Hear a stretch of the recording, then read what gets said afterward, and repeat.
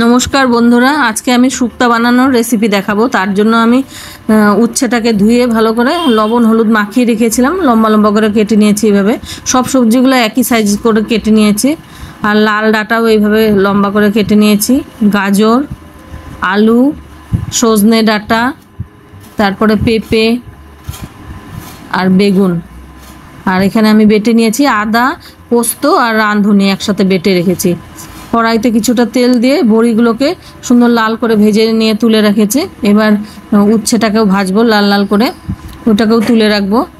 এখন ওই একই তেলে তেজপাতা, শুকনো লঙ্কা আর কিছুটা সর্ষে ফোড়ন দিলাম, আর রাঁধুনিও ফোড়ন দিলেন।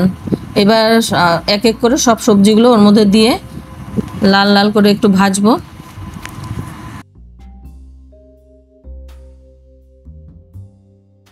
অল্প ভেজে নিয়ে পরিমাণ মতন লবণ, 1 চামচ চিনি আর বাটা মশলাটা ওর মধ্যে দিয়ে ভাজবো। ভেজে জল দিয়ে দিলাম, আর তারপরে বড়ি আর উচ্ছেটাকে মিশিয়ে ঢাকা দিয়ে রান্না করলাম। নামানোর সময় 1 চামচ ঘি আর দুধ পিঠালি, দুধের মধ্যে চালের গুঁড়া মিশিয়ে ওটাকে পিঠালি দিয়ে নামিয়ে নিলাম মাখা মাখা করে।